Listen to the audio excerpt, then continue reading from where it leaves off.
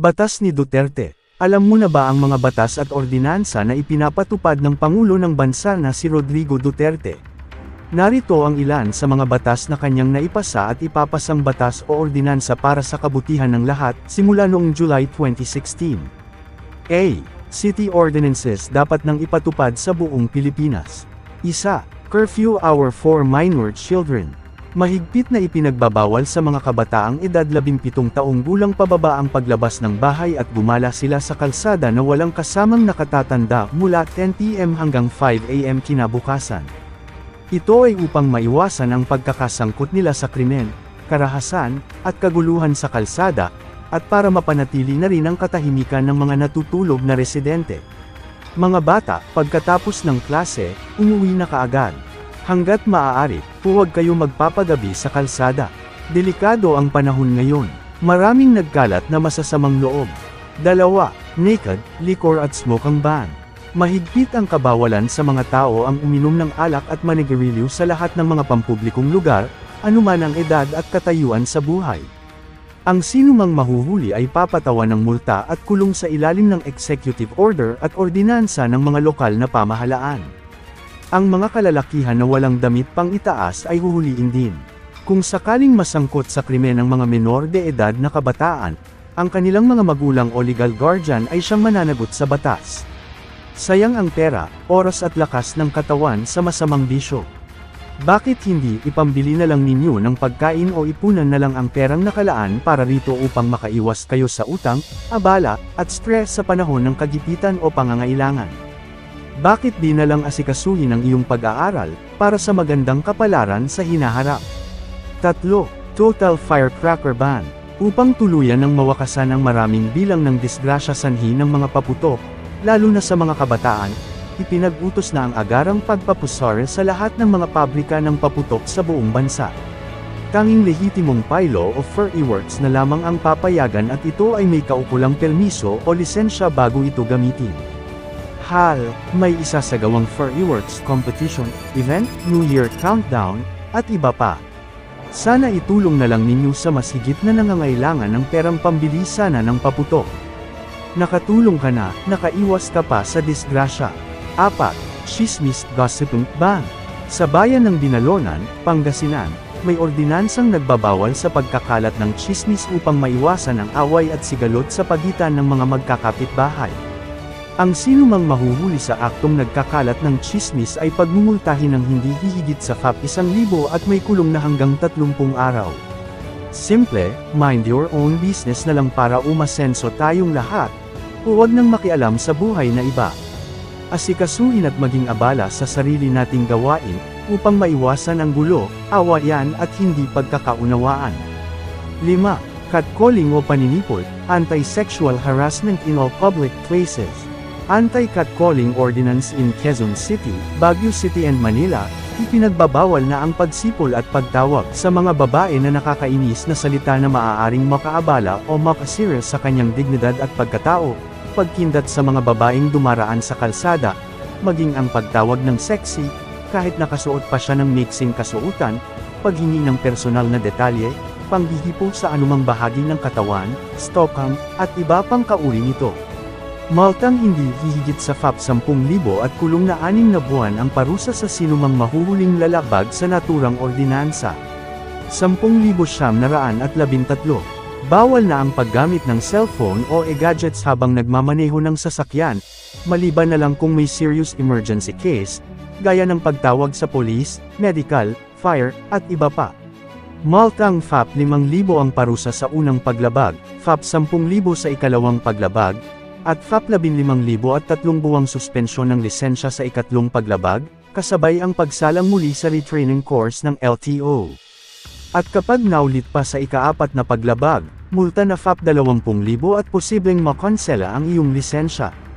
Ang mga pampublikong sasakyan, school service, mga sasakyang nagdadala ng mga mapanganib na kemikal, gayon din ang mga sasakyang nasa 50 meters mula sa paaralan, kolehiyo o unibersidad na mahuhuling gumagamit ng cellphone o e-gadgets habang nagmamaneho ay papatawan ng multang FAP 30,000 at 3 buwang suspensyon ng lisensya sa unang paglabag. Maaaring makulong ang driver kung sakaling makadisgrasya siya ng tao, sasakyan o anumang pag-aari ng gobyerno. Sa mga OFW, misyonaryo o mahilig bumiyahe sa labas ng bansa, ang iyong passport na dating 5 taon ay aabot na ng 10 taon, kung ang edad ng kukuha ng PH passport ay nasa 15 taong gulang pataas. Hinalawig ng LTO ang haba ng lisensya ng mga tsuper. Mula sa dating 3 taon validity, gagawin na itong 5 taon. Ito ay upang mabawasan ang pila at abala ng mga kumukuha ng lisensya sa opisina ng LTO. Maaaring palawigan pa ang lisensya hanggang 10 taon kung walang nagawang traffic violation ang driver, kahit minsan sa buhay nila. 3. Mandatory dashcam on all PUVs.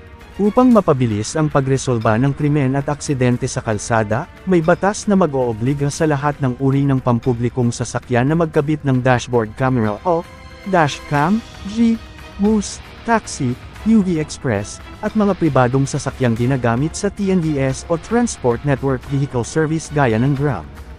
Obligadong magsumite ng kopya ng video sa pulisya kung sakaling hingin ito ng pagkakataon.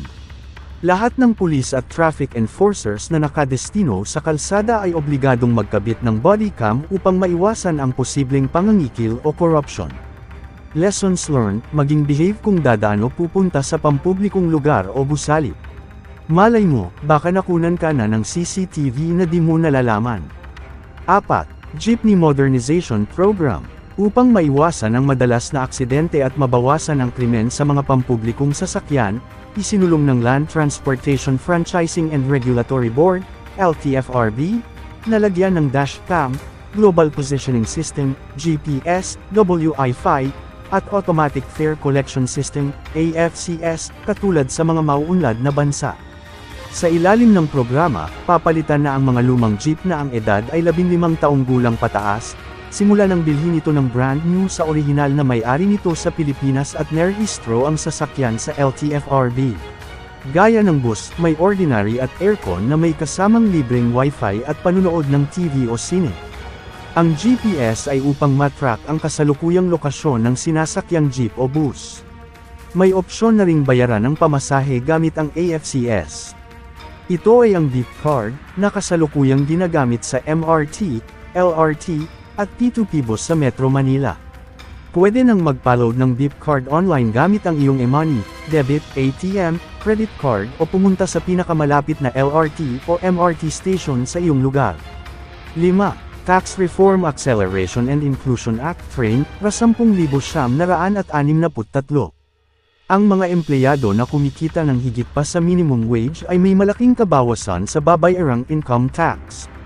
Sa ilalim nito, wala nang babayarang income tax ang mga empleyado na kumikita ng mas mababa pa sa FAP 250,000 kada taon, subalit wala ng personal at additional exemptions. Ang mga humigit dito, papatawan na ng buwis base sa kanilang taxable income, mula 20% hanggang 35% sa mga kita o sweldong hihigit sa FAP 250,000 kada taon.